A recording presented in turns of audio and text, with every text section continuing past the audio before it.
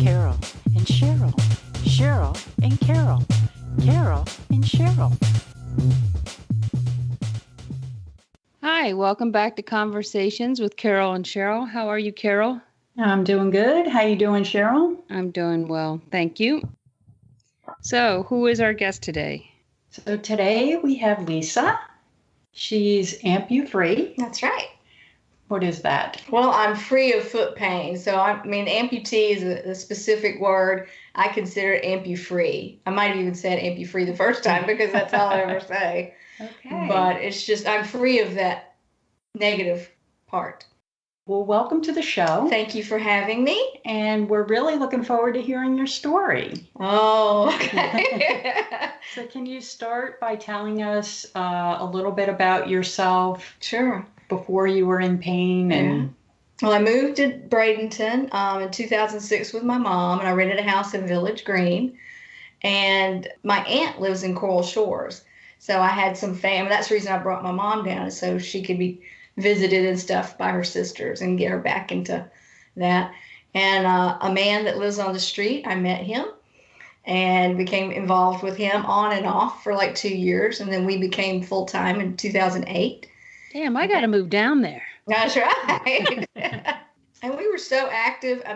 I mean, we were kayaking, biking, boating. I mean, everything you could do outside, we were doing it together. Hunting, fishing, anything we could find to do outside, we love it. We just love the outdoors. And I was walking for exercise when we were up in North Carolina. Just rolled my ankle a couple times over the years, but it started swelling up quite a bit. And I, invested in rock tape and all those other kinesiology tapes and lived in that for a long time. And then people were like, you need to have that looked at. So we went to a doctor that we were referred to, and he was like, okay, surgery, and it was torn ligaments was all that I had. I mean, that can be corrected without surgery. But we went under the knife, and I had 3 surgeries in 2015. So that was, I think April, August, and December 31st was the last surgery. And he botched basically every surgery. And it just pains me to think that, all my medical history is typed out for people. I'll talk to you about anything that's happened in my life so we know my condition. I mean, I have loose ligaments, but not, detrimental. I mean, I'm double jointed. Okay, so you have these loose ligaments. Yeah. And you're double jointed in all your joints? Or? Yeah. Really? Very loose, yeah. Okay. So you have good it's a flexibility benefit. then. Yeah. I'm flexible, but it ultimately is not a good thing to have that because it doesn't support your bones and everything else as we get older. So when you had the surgeries, how was it botched? The first one, I got home and we had gone to the follow-up all the I do everything the doctors say. I mean, I might be a little bit of a wild child sometimes, but I listen to that. Last appointment is, yep, you can jump out of an airplane. He never ordered any physical therapy for a major, ligaments on both sides, repair. And I was just turning from my counter to my refrigerator to put dog food in the refrigerator, and I heard the snap. Oh. I felt the burn. Yep. And I said, something just came loose in there. And I put a brace on. It was Friday night or something. And I started using some crutches. I have the boots. I have everything because we're trying to work with it. And I went to the urgent care. They just, do what they could and see your doctor. Well, he was out for 2 weeks, but his partner did agree to do an ultrasound. And they says, well, it looks like it's still connected. I go, I'm telling you, I know what I heard and what it meant. And so they said, well, he'll be back in 2 weeks, so we'll make an appointment for that. I was like, okay, why don't we go ahead and order an MRI now so he has that when he gets back? No, we don't need to order that. I mean, it took Jim, after 3 calls, them not go ahead and getting me the, prescription for the MRI. That Jim called and put his foot down. He's a stern man. And they said, okay, we'll go ahead and send you for it. Well, he says, we got to do surgery. I mean, immediately, because the suture tore out of the whatever anchored it into my foot. And so the second one, there's a procedure that you can do and kind of run it behind your foot. Well, he overcorrected it and dislocated my ankle. But we didn't know that till I had completely recovered from that surgery. And then he goes, well, I just have to fuse it. So on December 31st, 2015, he fused my ankle. And I even went up to Mayo Clinic for a second opinion. And they're like, yeah, you just need to fuse it. I'm like, you're fusing an ankle, a 45, 46-year-old woman, major surgery because you don't have your mobility, dorsal movement. So he did it. It was horrible. He did it too far forward, which I had doctors say we're going to testify to. But they later recanted. But they were so adamant that this was in the wrong position to be fused anyway. I mean, the struggles with that, the pain. And he never ordered physical therapy, which is a basic thing, on any 3 of the surgeries. So we struggled with that. And I finally found a doctor that would see me, because you can imagine the amount of paperwork I had. All right. So October 2016, the one I found that did the other 7 surgeries says, we can work on it. It's probably going to be a couple of surgeries. So they went in there and tried to clean it up. I mean, I'm a little bit hazy on all the surgeries in between. Mm-hmm. Everything worked for a bit, and then it wouldn't, and it was just a struggle. Every time you went to put your feet on the ground, I knew I was going to be in pain. It was unstable. It was just horrible. I mean, it was horrible. I mean, and you don't need to be on pain medicine for 5 years. That's no way to live. You don't want to get out of bed because you know you're going to be in pain. So there was a little bit, I wouldn't say full-on depression, but, it was a struggle. Like, why get up? It was horrible. I had chronic pain, nothing near what you had, but I had a frozen shoulder. And my whole point is I had chronic pain probably for like 4 months, and that will wear you down. Yeah. So I only experienced a minimal bit of that, but it was chronic for like 4 months. And I really feel for anyone with chronic pain. It is awful. And part of my mindset was it was brought on by his action. Yeah. In my case, I want to say his inactions or inept actions. But make no mistake, I think he treated first surgery for sure. Cookie cutter, torn ligaments. I have a history of loose joints and all. He know that. You might want to consider the person and not the surgery. I mean, that's kind of where my mind would always go. And Dr. Cottom, we did 7 surgeries to correct. We finally went to an ankle replacement, which was the best surgery we'd ever done. Took out that fused ankle, major surgeries. Lots of boots and crutches and wheelchairs and every other handicap device you can imagine. And that worked really well. I had a picture of me at the hunting camp. I'd walked 10,000 steps just out on the camp, and that's some uneven terrain. I was always really careful. And I took a picture, and it was not that swollen. I mean, it was a little bit, but nothing, to worry about. And I was so proud of that. And so I wanted to do some interval training at Red Zone Fitness. I was out at T at the time, and I did modified everything. So everything was modified because I had an ankle replacement, and I could work out with doctor's orders. And I wanted to lose the weight I'd put on in 5 years. Can you imagine that? You can't walk for exercise or do anything weight bearing. Yeah. So that was a struggle. You love the outdoors. You want to get back outside and start doing your passions, hiking, kayaking, fishing, boating. That's right. Without pain, right? Yeah. And the confidence to know that, if I just pay attention, don't run wild, I can do all of that. I'm still going to be careful and mindful. It was just taken from me. I really feel like that, So was that the hardest part of it? What? It was unnecessary what happened to you. Yes. That was the hardest struggle to deal with. Yes. I mean, I won't even mention that doctor's name. I mean, we did file a lawsuit on him, and we were doing depositions for about 5 years. And it just became so complicated. This time last year, just over a year ago now, our attorney came to our house, and it was after the amputation. We were friends with him because we've, dealt with him for 5 years. And it wasn't a monetary thing. I just wanted it on his record. I mean, ultimately, there is a monetary reward if you were to win. But I think when he spoke to us a year ago, he was like, look, you have an 80% chance of losing this case just because you're going to try to convince a jury about it came down to second surgery, something he did specifically that he shouldn't have done. And to get all of them to listen to the 10 surgeries, they're going to bombard them with that medical information. Anybody would get lost. But you don't want him hurting other people. That's right. Too. That was my motivation. So did you drop the suit then based on that comment? Or that Well, a 20% win rate. And then he goes, if we did lose, which was an 80% chance of doing, we'd have to pay all his legal bills. And that was like, could be a couple $100,000. After the ankle replacement, I can get back to that. I broke my pelvis in 2 spots doing interval training because I would get as far down to the ground as I could. I was doing well, but I would plop, plop, plop, plop. And that repeated movement onto that hard floor was enough to crack my pelvis in 2 spots. I had it x-rayed when it first started hurting and it didn't show, but they did a lay down x-ray. What exercise were you doing? I was just getting out to do ab work. Oh, so just going down to sit, Yeah. to do sit-ups or whatever. Yeah. Do, Whatever these fancy interval trainers do. It was quick. It was a quick, But I don't mind being behind anybody else in the class. I just took my time, but I was beginning to get healthy. I felt good. I didn't think plopping 6 inches to the floor repeatedly would do that. So the first x-ray didn't show any fractures. And man, it kept hurting. And I just went to the doctor and said, you got to give me a cortisone shot in my hip. It's killing me. So they did one in my right hip, one in my left hip, and one in the groin, but never re-x-rayed it. So it healed crooked.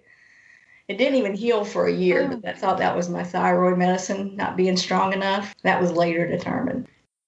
That was a horrible year. That was with foot pain and the broken pelvis and not knowing it was really painful. I was using crutches every day if I got up, and I did. But so were you going to doctors here in Florida? Sarasota.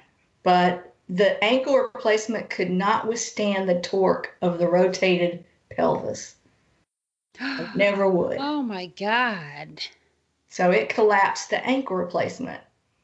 And again, they x-rayed it, did MRIs, and they're like, well, we don't really know why it's hurting you so bad. We'll take this screw that's coming out, stuff like that. But I said, it's not right. And he did listen to me. The doctor I ended up with did listen to me carefully. And he sent me to Ohio. He goes, if my daughter had to go see somebody about her foot, this is who I would go to. He did his internship with this firm. And so I flew up there in a cast and all by myself. And met with him, and he says, you have 2 options. We can take out the ankle replacement and start all over. 2 major surgeries. One would just be to get the hardware out. The second one would be whatever repair we can manage. It would probably be another fusion, which I wasn't happy with that thought. He goes, you want to get back to living? I said, yes. Then we'll amputate. And I said, you know what? I think we're going to go that route, but it's a big decision. This was the first time I ever used the word amputate in relation to my body. I remember a year before when somebody threw that out, I go, oh no, I'm never getting rid of this foot. Now, what about your pelvis? Did he figure that out? Well, they sent me to a hip specialist.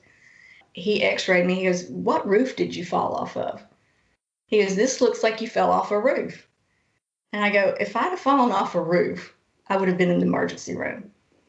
It was just a small repeated pattern with low dose Synthroid instead of maybe a better dose. It didn't heal and it healed crooked. And the surgery to correct that is beyond something I'm willing to endure. It's like moving everything up. It's a realignment of everything. That's right. And who knows if it's going to go back right. With my luck, I was like, nah, we better keep it like it is. So your hip is now crooked. Yeah, I'm sitting on one bone that's sticking into this chair more than the other. Everybody's a little different on height. Well, I'm even more because it's tilted a little bit forward too. So, we have the same struggles, but mine's just a little bit more. But I manage. I try to stand up straight and work on my posture and all those little things that got bent over. You think you're on a knee roller for 5 years. I was bent over a lot. When they did amputation, they took your crooked hip into consideration. Yes, because I said, if we did try to repair this foot, it will never work because you can't really figure out how to make that hip line up with whatever you do. You'll never make it work. And I came home, and I love the show NCIS, and Jim was out of town. And so I got home, this maybe the next night, went to my recorded shows. I played it, and the episode was about them finding 2 feet, just the feet. And I go, thank you, God. You just made up my mind. Sign. That's what I thought. I swear by it. I've only told that story to a couple of people. Well, you went home, and you're trying to figure it all out. Praying about it, and there's a show with 2 feet. Wow. And I said, I do want to get back to living. And another person that I'm close with said, well, if it was a broken toaster, would you get rid of it? I said, yeah. Well, it's a broken foot. Get rid of it. And I went up there December 16th, 2019. They cut it off. Only a year ago. Yeah, just like a year and a month, something like that. It was scary coming out of surgery and seeing it for the first time. I was a little petrified. What did you lose? It's about mid-calf and down. Okay. I mean, I could show it to you. Do you want to see it? It's not bad. Sure. I'm blessed that it wasn't a car accident. Oh, you know, wow. where I was ripped off. Okay. So I wear Right. the liners. Can you see? Yeah, that's what Gail was talking about, the Yeah. sleeve with the spike in it. Sleeves and the And I have socks. a couple of Band-Aids on here for some rub spots, but it's Okay. very little. The incision is here. A little bit more difficulty they had is because for 5 years I didn't have calf, I just atrophied and atrophied. So I didn't have a lot of meat to pull around to the front. So they went up a little higher than I thought they were going to, but I understand why. And I have my second knee replacement in this leg as well. Oh, gosh. They had to cut off the bottom of the knee replacement because it was a Right. long rod replacement.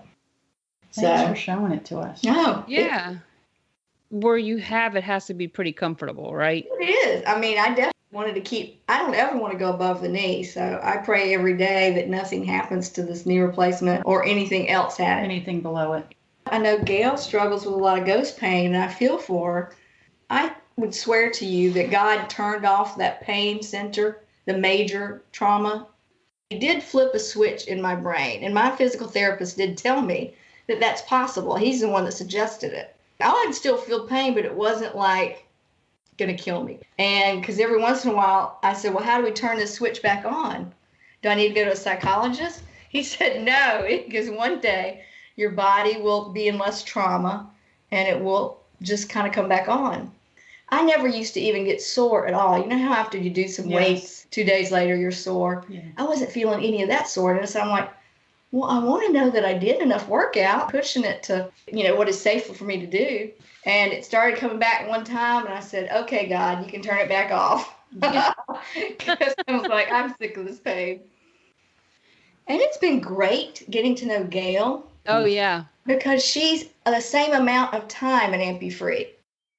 And it being two women, I met another male that's above the knee, and he's been an amputee for 17 years. So he's not worried about is this the right thing? It's like with anything new. Are you complaining about the socks? Because I feel like I'm complaining when I'm so blessed that I finally got rid of that foot. So it's great to have that conversation with her. We try not to just sit there and talk about it forever, but It's amazing how great both of your attitudes are. And it's very new. That's really great. the only time I feel less than 100% myself is when I go to bed at night. And I have to put the bedside commode, which I'm glad to do because it's the safest way for me to go to the restroom in the middle of the night. The bedside commode, I roll my knee roller over in case I had to get up super quick for some reason. I've got an iWalk crutch that I can put on pretty quick. But this, if you're really sleepy, to get the holes on the socks, it's just a little bit of the longer process of trying to get up to go to the bathroom. I need my sleep. My husband swears we wish we'd have gotten that bedside commode a long time ago. My dad used that at the end, and it really gave him so much peace. I know. And the liner comes in there. You don't have to wash it out. The liners are key. That's right. Yep. Well, if it's any consolation to you, I have both feet, and I could definitely use that bedside. Don't knock it till you try That it. sounds like a damn good idea, as a matter of fact. I mean, those struggles are real. When, you get up a certain age, you got to go a lot. Yeah, it would be great. So we have one at camp, one in North Carolina, and one here. I want to talk about your camp, but I want to go back to the story. So you have the surgery. Mm-hmm. Okay, you recover. Yeah. Obviously. Excuse me, how fast did you recover? Well, I had the surgery December 16th. I got my first foot at January 29th. So just about 6 weeks. And I think that's what Gail had. I think that was about her time frame. And you couldn't slow me down. When I got that foot on, I was like, pew! Now you're not in pain, right? No. I mean, there's the occasional, like I did some weird I thought were normal leg lifts last Thursday evening. just laying on the ground, fighting with my dogs and doing, lateral raises. It just set the tip of my residual limb off. Like I had to use crutches Saturday morning and Sunday morning. But then it works. It does subside a little bit. But it's sounding like you're back working out. Oh, I am. And I did chair yoga with Dale today. Did you? Yeah, it was nice. Oh my God, that's so awesome. And then what about biking, kayaking, boating? My husband just bought me a used bicycle because we had a mountain bike. I would ride out to the beach every day. I mean, how heaven is that? I mean, and come back. I would ride the foot trail and come back. So that mountain bike was too tall for me, but he was like, yeah, you can use it. But I was never confident. I had a hard time getting on it because it's tall and it's got that bar. The bike he picked up at the yard sale is lower. It's like a beach cruiser. It'll still, work my quads and everything else. And I love it. I went to ride it today, except I have a flat tire. Oh, no. That's quickly corrected, though. But, I mean, I've gone to the gym, minus COVID time. But I can go back in there safely. That little hiccup like I had with the pain this weekend, it just kind of makes you take a step back. I mean, she says, my prosthetist, she's like, well, you can take it off and give it a break during the day. I just don't want to. I really don't want to. I feel so whole, so vibrant. I can get up and go anywhere in this house or outside or to the gym. I mean, it is giving me back my freedom. So when you ride your bike to the beach... I haven't done that yet. Oh, no. okay. Okay, because Gail was saying the uneven sand is a problem. Yeah. I wouldn't ride it on the sand. No, walking. Like once you get to the beach. Yeah. Because there's no mats. I did it just 2 weeks ago, and it was a little more difficult, but I don't know. Because I remember walking with 2 feet. I got married out there on that beach, barefoot. You? Yeah. And it's always a little difficult when you're in that sandy sand. I was able to do it. I didn't go far, and I don't know what the effects have been if I did try to go far. But if you get to the hard pack, I think you'd be okay. Yeah, once you get to the hard pack. Yeah. And it is flat. That's the hard right. pack is flat, not like regular East Coast beaches Yeah. where you have that decline. That's right. Okay, so tell me how you overcame the betrayal of your doctor. I'll call it a betrayal because he let you down. Oh my gosh. And that sounds like that was the pain point for you. It was. And he had a God complex. You hear that sometimes. I mean, in the deposition, he was like, well, you did this and this. No, I didn't. I mean, he says, well, you called and said you did too much yard work and you wanted pain medicine. I said, I'm just calling for pain medicine. Mm-hmm. I mean, ultimately, it hurt if I did yard work, I was on my knees pulling weeds. Doesn't matter. I shouldn't have pain from every surgery constantly. So how did you overcome that? Because that's the part of your story that I'm interested in. How do you overcome these overwhelming challenges and come out the other side and be, like you? You just have a great attitude. You're healthy, you look great, Thanks. You're back doing your passions. I was super angry for a long time. And I prayed and prayed. I never want to see him again. I won't speak his name to this day. So I still harbor some of that resentment. I wanted him to suffer. I wanted him to almost have the same fate on him. But I'm not that vindictive of a person. I've prayed for the last 5 years about this. And at Cheryl Yoga today, they said, think of someone you love and repeat these phrases. Think of someone you don't like. And so I pictured him.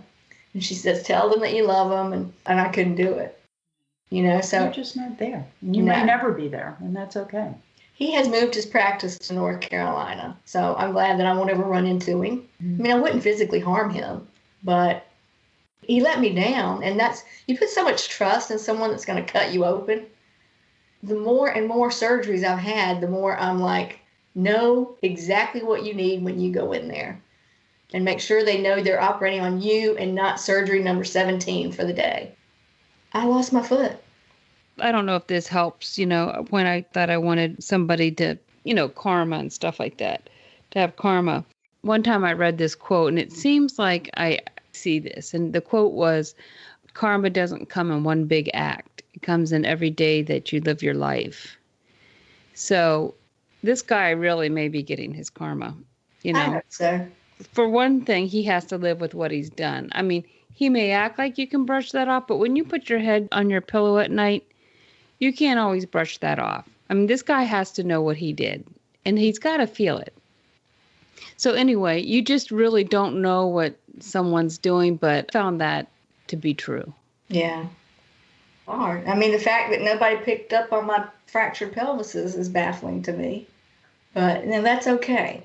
I'm okay. I'm better now that I got rid of that lead weight, for lack of a better word. I mean, would I wish it never happened? I mean, a year before I decided to amputate, when they brought it up, I would start crying profusely. Never. And then just a year later, it was enough. So what gifts have you received from this, besides meeting Gail and being besties with Gail? That's right. I think a new lease on life, I quit drinking because in the beginning, I'm very happy about that. I mean, social drinker. That's all I ever was. And when the pain medicine would stop, you would almost indulge a little bit, thinking it would help. It never helps. It actually makes things worse because then you're an emotional train wreck. So I was glad to give that up. I think it's 3 years and 7 months and something now. Good for you. I'm a better person for that. You don't turn to the 4 o'clock glass of wine, which used to be nice, I said.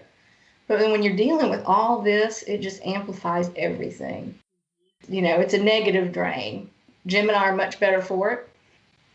So tell us about Jim, because Gail talked a lot about Howie and how he was very instrumental in her recovery. Yeah. Was Jim that guy for you too? He was. We're not together. I'm a military wife almost still. I mean, I never, because he's gone so much. Shortly before COVID that I had the surgery. I flew up there. He drove from North Carolina with the 2 dogs. He had enough miles for me to rent a residence inn, like 2-bedroom, for the whole 3 weeks. I mean, he drove me everywhere, got me whatever I wanted. He looks fidgety, and I worry about, he's bored. And I would just say, go to the sporting goods store. I'll be fine for a little while. But that man could just pick me up, put me over his shoulder, put me in any vehicle that we need to get in. And he's been there emotionally, too, because he's felt the same disgust for that medical doctor that I have. Because he married me in 2010. We were together since 2008. And he's like, I only had 5 years with 2 feet. So I'm sure there's that. He lost it, too. I think Jim lost his foot, too, for that 5 years. Because we couldn't go out on the kayaks. It's always in stitches, can't get wet. I mean, I would say, go, please do it. I don't want to hold him back. I love him too much. But he sacrificed a lot, a good, strong man. And I knew we'd make it through the COVID connection because we were together more than we've ever been in our lives. And it was wonderful. It actually probably strengthened our marriage. He would do anything for me. I mean, he would have gone down there maybe with a little bit of violence in his mind, but he never would have done anything because he was mad. This guy did this to me. I don't blame her or her husband for feeling the way they do. And now, like, I have a niece or something on Facebook, and she talks about, she can't do the laundry because she's young. I'm like, are you kidding me? Come on. I'm not judging anybody, but you just can do stuff. You can. Find a way so it doesn't cause you pain if you can. But don't let pain make you sit in a chair for 5 years. If you can help it. I know sometimes there's no way around it, but get out and live. It's the Super Bowl shirt that I made. Yes, I love that. Because I feel like I'm living again out of this 5-year darkness. But it was snowing in Ohio when we had the amputation. So Jim, we had the dogs, first snow they've ever seen.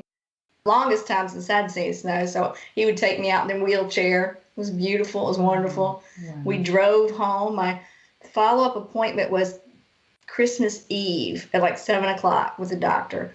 Still had the stitches in, still bound up pretty good. But we drove home with you got to keep it kind of straight in a minivan and just stopped along the way. And it was wonderful.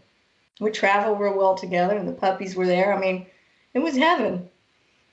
I'm so lucky for a lot of reasons. He sounds like a good guy. He is. Howie. He is, very much so. And he's like, you got to be doing something. He has that freedom to go tinker in the garage till 10 o'clock if that's what you want to do. I'll be sleeping. Has Jim ever met Howie? Yes. When I first like DM'd her or whatever on, Facebook, because I saw her prosthetic, the flamingos, I said, she's got sand in her leg. I need to know her. Because I don't have a backup leg. So if I got mine too wet or too, like it didn't work, my heart would be broken if I couldn't wear it. So I said, she's cool. I got a friend or so. I did. And then we went over on a Friday afternoon before I went to an appointment in Sarasota and spent about 30 minutes with him. I knew right then. We're close in proximity. Very similar things going on in our life. So how come you don't have the water leg, which she has? I asked about that. The minute I went to my place, and I was like, Heather, how come I don't have a water leg? And she said that her insurance was different, so she was able to get that. I mean, I might have to pay extra for that. I can get in the water with this leg. I haven't gotten used to it yet because I used to tread water all the time. That extra kick is not there. You feel so normal above the water. And I said, when the residual limb, I hate to call it stump, so I use residual limb. When the residual limb comes up out of the water, it looks like a manatee. That's funny. It would weigh you down quite a bit. Yeah. I met Gail at the pool, Mm-hmm. and she had her leg on. I'm like, why don't you take that thing off? It's weighing you down. She's like, you don't mind? I'm Yeah. like, no, like she was doing it for me. I'm like, no, take that thing off. Yeah, I consider those things sometimes, but I had the privacy of a neighbor's pool. But I don't know what I would do in a public pool. Well, in our neighborhood, it's a community. Absolutely. So it's not strangers. Yeah. It's people that care, Yeah. really care. So I think it's different than being in a public pool. Absolutely.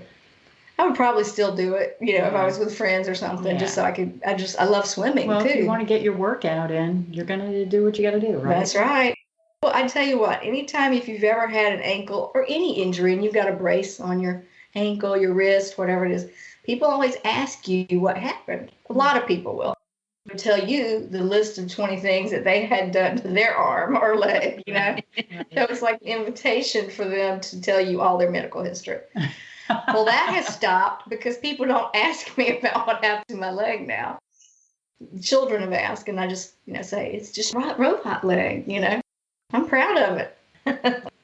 So tell us about your camp. In 2010, we bought 425 acres in North Florida, and it is expansive, but it's got some swampy-like areas in it. I mean, this was San Pedro Bay, and they drained it because they wanted to create pine tree fields, of timberland.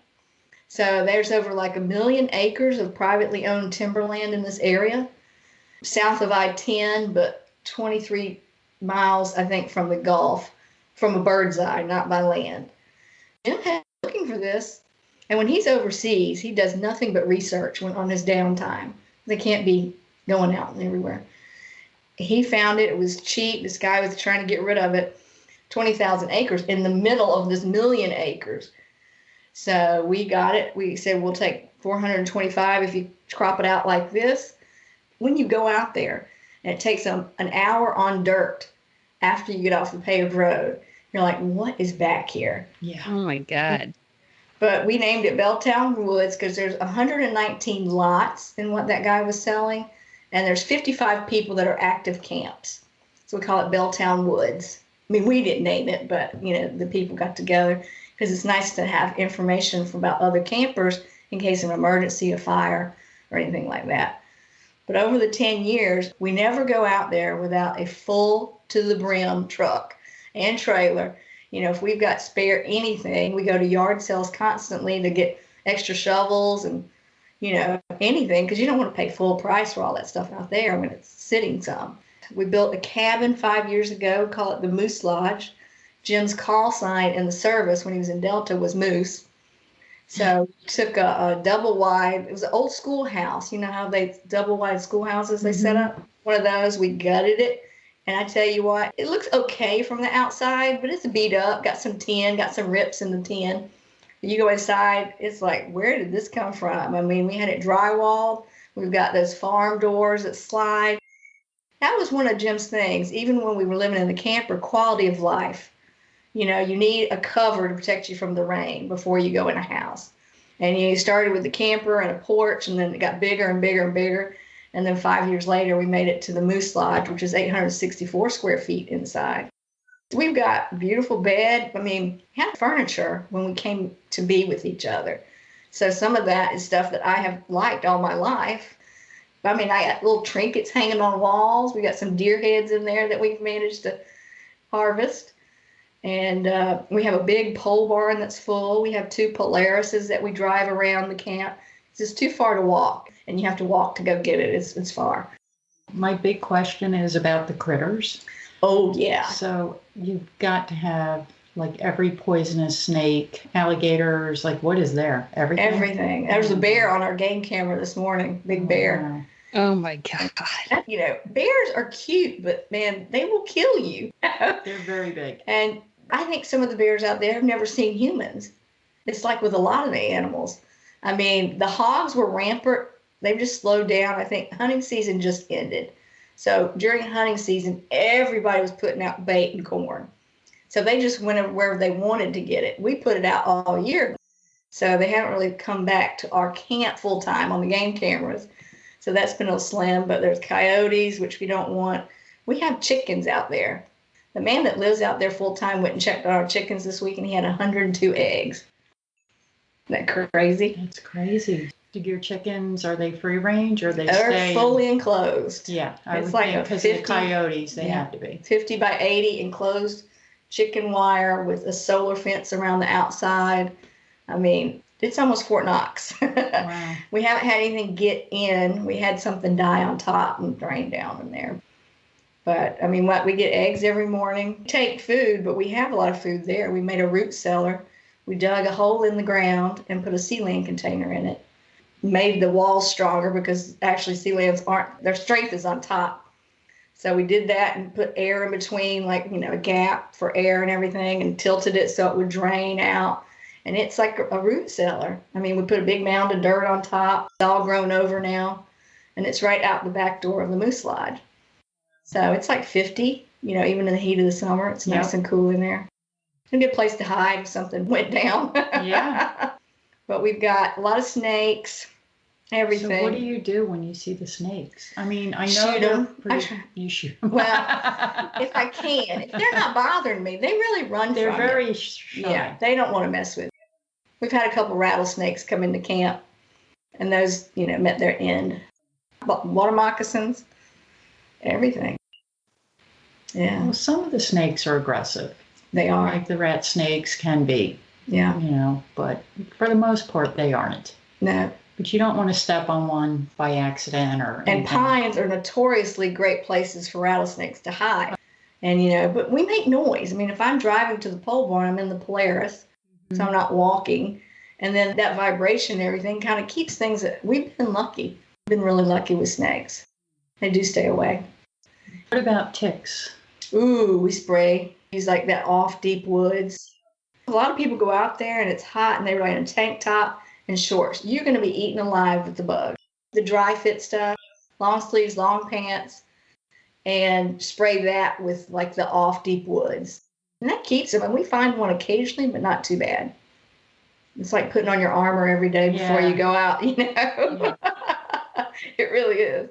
I say maybe it's fun checking for ticks, huh? Oh, it can be. It likes looking places. The bugs here are legit. Oh, I mean, they take chunks. It's serious. They take chunks. They do. They take chunks. my- You can't see them. no. They have deer flies. They're yellow flies or deer flies. I think they're the same. They bite you like nobody's business, almost like a mini horsefly. You know, a swampland, crazy mosquito.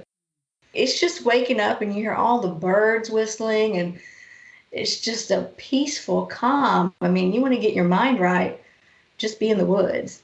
You know, it's beautiful. Yeah, paradise if you love nature. That's which right. you do. I mean, I do too. yeah. I'm like crazy. yeah. I mean, Love who to wants be to in be in the nature. house? I I mean, I know. get a little stir crazy.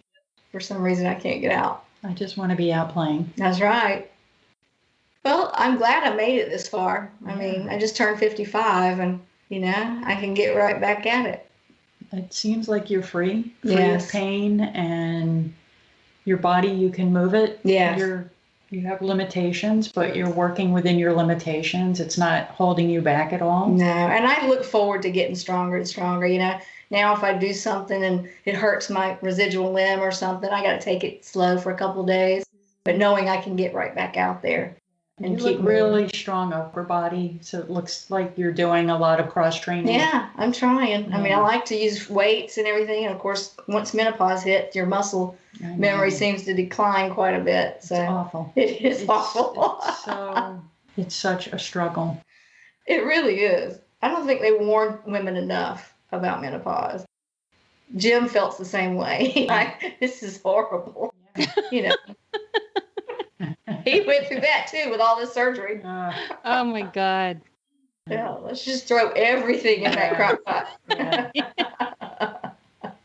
The muscle atrophy, I'm really struggling with. I've lift weights all my Me life. too. I was a cheerleader. I did everything. And I had nice buff arms Yep. and everything. And then I'm like, okay. Say that I can get them back, but I know it's going to You take a look lot of work. great. Well, thank you. You look great. Yeah, you do. I want to go back to 25, but I know that's not possible. Right. I know. But just moving pain-free. That's right. Is just such a blessing. I mean, to get up and put your feet, whatever you have on your foot, on the ground and knowing you can stand up and start a great day. It's just been a blessing. And when, we dropped the lawsuit because, the risk was not worth the reward. And it was never that financial about it, Yeah, we lost a lot of money in 5 years with medical expenses. It didn't matter what the amount would have been or nothing, The attorney left that morning. Jim and I were peaceful. We were like, let's just start this year clean. That's good. Your foot's gone. You've made the best decision you ever could have made, and let's have a fresh start. Yeah, too many times people will let someone do more damage to them than they initially did by carrying it with them. I didn't want to carry that hate if I didn't want to. My favorite expressions is, I can't unhappen this. Mhm. It happened. I can't unhappen it. Yep. So I think it was Elaine was saying you have 3 choices. Didn't she say that? Yeah, she did. Either like stay in it and stay mad, or change it, or accept it and move on. That's right. I like that. You can't unhappen it. That's my favorite I like saying. it. I can't unhappen it. Sorry, that happened. I can't unhappen That's it. right. And That's great. I'll remember that. yeah, and that helps me just accept, okay, this is how it's going to be, and now we have to make this our new normal or whatever. That's right. You can't live in the past and have peace in your heart. You can't. So, And I know when I'm out in nature, when I'm in the kayak or I'm on my bike, I just want to be fully present in that moment, experiencing what you're saying, listening to the birds or the peace of nature. there's a lot out there to see if you look. There's so much. I love it. Me too. I love it so much. And if something is bothering me that day, I don't have anything on your level, but I put it in a compartment and just like leave it on the shore. Yeah. Pick it up when I come back. That's I don't want right. to take it out in the water with me. No, that's the right thing to do. Yeah. So Yeah. anyway, well, we really appreciate you coming out. And I'm glad you're happy. your story is magnificent. You have a great message, really Thank you. good outlook. I'm an Ampufree and happy for it. Yeah, I love it. That's great. So, all right, I'd like to remind our listeners to like our Facebook page, our Instagram page, check out our YouTube channel, subscribe, and check out our website. So, thanks, everybody. Thank you. Thank you. Thanks for having Thanks, me. Lisa. Carol and Cheryl, thank you.